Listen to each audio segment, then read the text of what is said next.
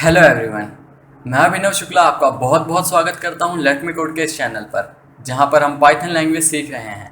आज की इस वीडियो में हम बहुत ही इंपॉर्टेंट टॉपिक देखने वाले हैं। जी हां, आज की इस वीडियो में हम सीखने वाले हैं लिस्ट के बारे में पाइथन में। और आने वाली कुछ वीडियोस बहुत ही ज़्यादा इंपॉर्टेंट होने वाली हैं, तो आप अभी से ही चैनल को सब्सक्राइब कर लीजिए अगर अभी तक आपने हमारे चैनल को सब्सक्राइब नहीं किया है तो, क्योंकि जो आने वाली वीडियोस में बहुत ज़्यादा इंपॉर्टेंट होने वाली हैं अगर आप पाइथन लैंग्वेज सीख रहे हैं तो चलिए शुरू करते हैं आज की वीडियो के साथ। सबसे पहले हम समझते हैं कि लिस्ट होती क्या है पाइथन में। तो a list is a data structure in Python. जो हमारी लिस्ट है ये पाइथन में एक इनबिल्ट डेटा स्ट्रक्चर है। हमारी पाइथन में इनबिल्ट डेटा स्ट्रक्चर बहुत सारे होते हैं, जैसे लिस्ट हो गया, टपल हो गया, सेट हो गया, डिक्शनरी। तो उन्हें भी हम आने वाली वीडियोस में कवर करेंगे, जो कि बहुत ज़्यादा ही इंपॉर्टेंट है। इसलिए मैं आपको कह रहा हूँ आप हमारी सीरीज़ के साथ ज़रूर बनिए, पूरी सीरीज़ को फॉलो करिए। आप बहुत ही अच्छे से सीखने वाले हैं पाइथन लैंग्वेज को। तो जो हमारी लिस्ट है वो होती है डेटा स्ट्रक्चर पाइथन में, जो कि इनबिल्ट डेटा स्ट्रक्चर है। दैट इज़ अ म्यूटेबल और चेंजेबल। मतलब जो हमारे लिस्ट के एलिमेंट्स हैं हम उनको चेंज कर सकते हैं। जैसे हमारी स्ट्रिंग्स होती है वो इम्यूटेबल होती है, जिसको हम बार बार चेंज नहीं कर सकते। हमने एक बार ही किसी वेरिएबल में असाइन कर दी तो कर दी, उसके बाद हम उसकी कॉपी चेंज कर सकते हैं, लेकिन यहाँ पर हम ओरिजिनल लिस्ट में ही चेंज कर सकते हैं। और जो उसके बाद हमारा आता है वो है ईच एलिमेंट और value that is inside of a list is called an item. मतलब कि जो हमारी लिस्ट है उसके अंदर जितने भी आइटम स्टोर किए हुए हैं, जो भी वैल्यूज़ उसके अंदर हैं, उनको हम आइटम बोलते हैं। और जो लिस्ट है, list are defined by having values between square brackets. List का पता कैसे चलता है कि ये लिस्ट है? तो जो लिस्ट के आइटम्स होते हैं, वैल्यूज होती हैं, वो एक स्क्वायर ब्रैकेट्स के अंदर लिखी जाती हैं। अब तो चलिए अब हम एग्जाम्पल देखते हैं कि हम लिस्ट बना कैसे सकते हैं। तो लिस्ट बनाने के लिए हमें यहाँ पर दो तरीके हैं हमारे पास लिस्ट बनाने के। पहला तरीका है कि हम लिस्ट को इस तरह से बना लें, हम अपनी यहाँ पर लिस्ट का नाम लिखें कि जो भी हमारी लिस्ट का नाम होना है, उसके बाद हम स्क्वायर ब्रैकेट्स लगाएं और उसके अंदर हम अपनी वैल्यूज असाइन करते हैं।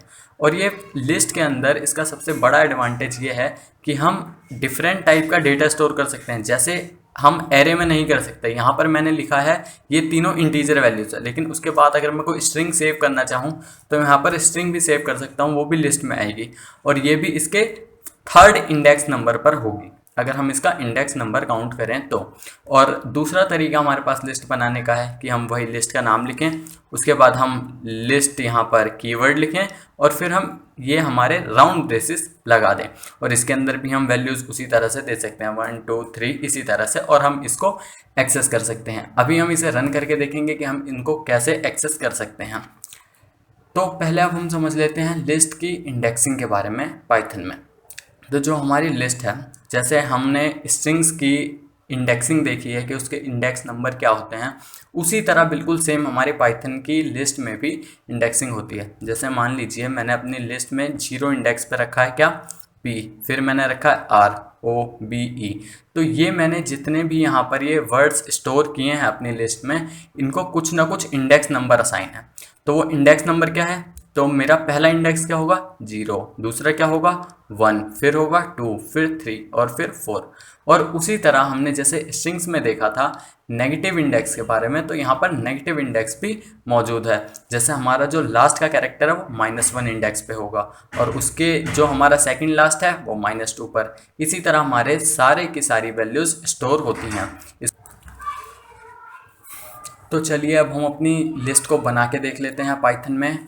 तो ये मेरी पाइथन की सेल खुली है। अब यहाँ पर मैं लिस्ट बनाऊंगा। मैं लिस्ट का नाम रख देता हूँ माई लिस्ट, और उसके बाद मैं यहाँ पर लगाऊंगा ये स्क्वायर ब्रेसेस, और इसके अंदर मैं वैल्यूज़ असाइन कर देता हूँ। जैसे मैंने लिखा है यहाँ पर 1 2 3 4 5, इसके अंदर मैंने 5 वैल्यूज़ असाइन कर दी है। और इसके अंदर चलिए मैं एक स्ट्रिंग की वैल्यू भी ले लेता हूँ। मैं यहाँ पर लिख देता हूँ अभिनव, और अब देखते हैं हम इसको प्रिंट करके, प्रिंट माई लिस्ट। अब इसको हमने रन किया तो ये देखिए मेरी पूरी की पूरी ये प्रिंट हो चुकी है हमारी लिस्ट, और हमारी लिस्ट बिल्कुल सही से बन चुकी है। और अब हम देखते हैं कि अगर मैं इंडेक्स के साथ इसको अगर प्रिंट करना चाहूँ तो मैं यहाँ पर इंडेक्सिंग के साथ कैसे प्रिंट कर सकता हूँ। जैसे मान लीजिए मैं प्रिंट करना चाहूँ प्रिंट माई लिस्ट और उसके बाद इसके सेकंड इंडेक्स पे जो भी वैल्यू है मैं उसको प्रिंट करना चाहता हूँ। तो अगर मैं इसको रन करूँगा तो देखिए 3, मेरी सेकंड इंडेक्स पे 0 1 2, यहाँ पर हमारा क्या है 3, तो हमारी वैल्यू प्रिंट हो चुकी है। तो अब हम देखते हैं स्लाइसिंग के बारे में। जैसा कि हम अपनी स्ट्रिंग्स में स्लाइसिंग पॉसिबल है, हम स्लाइसिंग कर सकते हैं, उसी तरह सेम हम पाइथन की लिस्ट में भी स्लाइसिंग कर सकते हैं। चलिए इसको भी हम रन करके देखते हैं। इसे हटा देता हूँ मैं, यहाँ लिखते हैं प्रिंट और माई लिस्ट और उसके बाद जो भी हमारी यहाँ पे जहाँ तक हमें स्लाइसिंग करनी है, मैं चलिए 2 से शुरू करता हूँ और 5 पे रोकता हूँ, देखते हैं क्या होता है।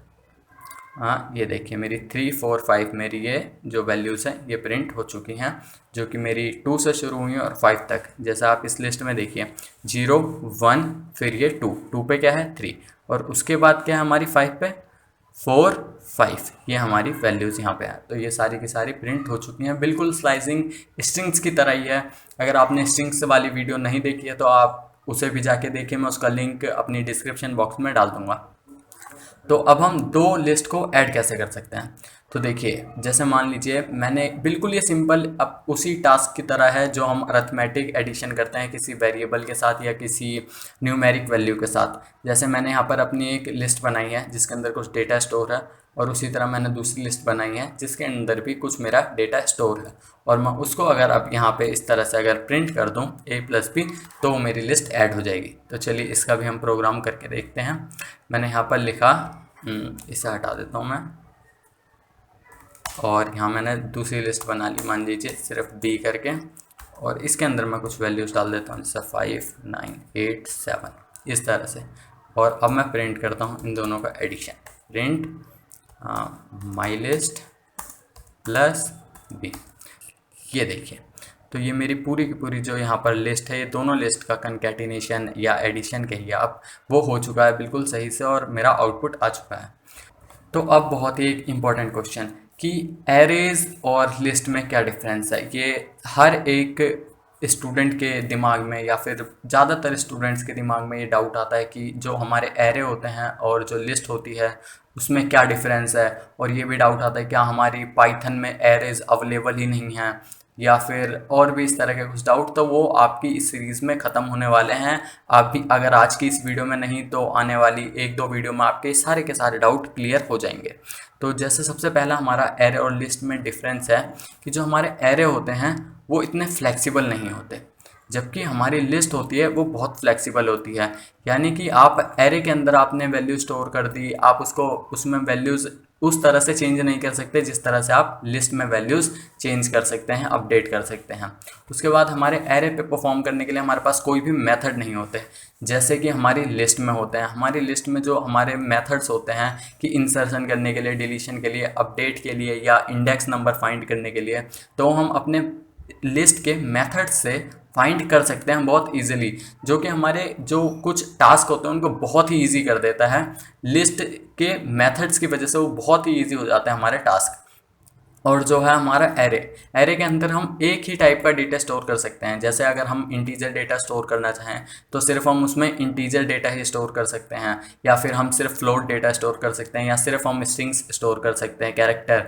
लेकिन लिस्ट में ऐसा नहीं है, आप लिस्ट में हर एक तरह का डेटा स्टोर कर सकते हैं। तो ये कुछ एरे और लिस्ट के बीच में डिफरेंस थे। अगर आगे भी कोई इसमें मेजर डिफरेंस मुझे मिला तो मैं आपको ज़रूर बताऊंगा। और जी हाँ, पाइथन में जो हमारे एरे होते हैं वो अवेलेबल होते हैं, पाइथन में भी हमारे एरे होते हैं। तो मैं एरेज इन पाइथन उसकी भी वीडियो बनाने वाला हूँ। ये कुछ पाइथन के इनबिल्ट डेटा स्ट्रक्चर्स के बाद मैं एरे की वीडियो ज़रूर डालूंगा। और ये हमारा पाइथन का कोर्स ख़त्म होने के बाद जो बेसिक हमारा पाइथन है उसके बाद डेटा स्ट्रक्चर इन पाइथन की हमारी सीरीज़ शुरू होगी। तो आप हमारे चैनल को ज़रूर सब्सक्राइब कर लीजिए, और अगर आपको वीडियो पसंद आई है तो वीडियो को लाइक करिए, अपने दोस्तों के साथ शेयर करिए। अब मिलते हैं नेक्स्ट वीडियो में, तब तक के लिए बाय, थैंक यू।